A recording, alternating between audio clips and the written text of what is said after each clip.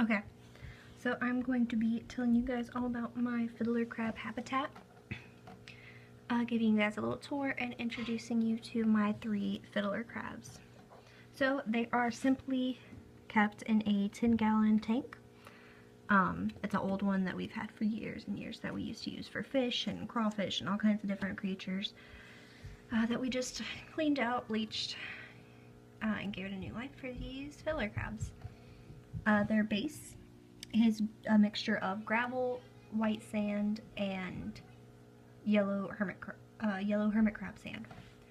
They have 4 little plastic plants in here that they really enjoy climbing on and around and climbing up, you know. They really like those. That seems to be their favorite plaything in here, besides the water and the hidey holes, of course. They have quite a few little just rocks and like little corally bits and little broken seashells to climb on, just all kinds of little things to climb on and climb around to really keep them active and keep it interesting for them. I do switch the things up, I move them around, give them new environments all the time. They have quite a few hidey holes. They have that silver one, which Chuck seems to favor, but he's not in it right now. And they have this big one that all 3 of them can fit in, and they love it. That's where they sleep. Sometimes Chuck will also sleep under that gray one, and sometimes Odie will go under this one because they can fit under there. But they have quite a few little hidey holes that they go in just to stay out of my view because they like to be shy. They have this little spot that I made for them, which is like a little dark spot in case they need some darkness at any point during the day, because I do keep the lights on in here for most of the day and most of the night, because I do tend to stay up quite late. So anytime they need darkness, they can go in there, and it's like a little tunnel made out of a like a bottle cap, and I put some black fabric down on the bottom so they can go in there, and it's very dark in there. So they have that if they need that. They have this in the middle. As you can see, there are kind of 2 beachy areas, and then they have this strip in the middle, which is a butter dish that is filled with a saltwater solution that has some tap water conditioner in it to make sure it's good for them. It looks dirty. I haven't cleaned it for about a day. They do tend to eat their food in there the most, so I do sprinkle their food in there, which is why it probably looks very dirty. You see Odie sitting down there, just soaking in the water. They do love to sit in the water. They love it so much, but I only have a small strip for them because they are mainly land animals. But they can go in that water anytime they feel the need to, and they seem to like it quite a lot. So as for what I feed them fish flakes. So I have their fish flakes sitting right beside their tank. I feed them a mix of these 2. This is kind of their main diet, and this is just kind of mixed in. But mainly I feed them Betafin Tropical Medley. They are little red flakes, and they have little actual bits of dried brine shrimp, which they really love. That's their favorite part. And then these are goldfish flakes, which are more brown, and they're very big, so I have to crush them up and put them in there. But I give them a mix of those 2, and it gives them all of their nutrients that they need, and they are subsisting off of it, and they seem quite fine. So let's see.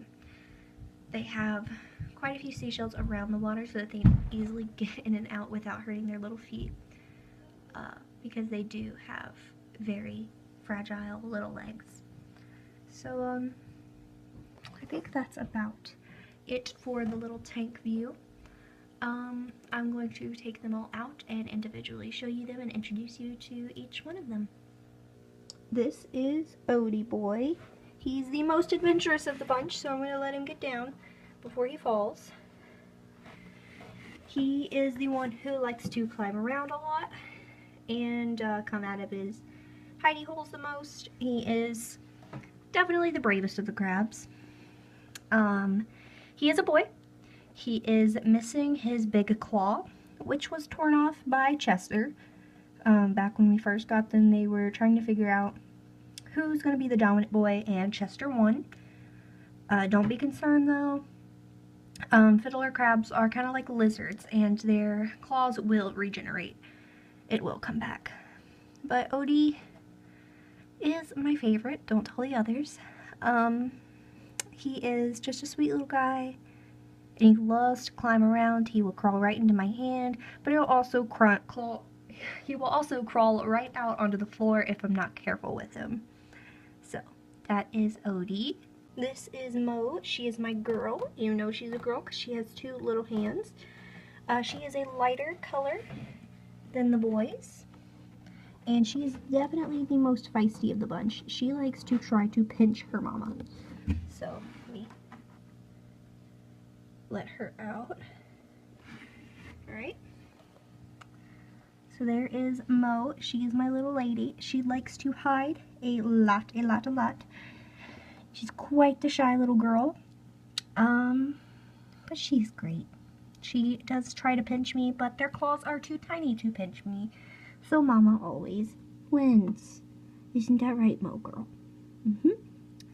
She's currently trying to figure out which one of the boys is going to be her boyfriend. Fiddler crabs can't mate in this kind of habitat because where they naturally mate, the water is very deep. The eggs have to sit at a very deep place, and this water is simply not deep enough. And I do not plan on providing them with any deeper water, so they will not be mating most likely. They could try, but it probably won't happen. You will know that a fiddler crab is pregnant because you will see the eggs on the bottom of her belly. So that is Mo girl. And this is Chester. Chester is my grumpy boy. He is the boy who still has his big claw. He tore his brother's claw off. And he really does not like to come out of his hidey holes very much. It takes a lot to get him out. I'm actually having to film this portion the next day because it took that long to get him to come out. And see, he's about to go back into one. So that's Chester.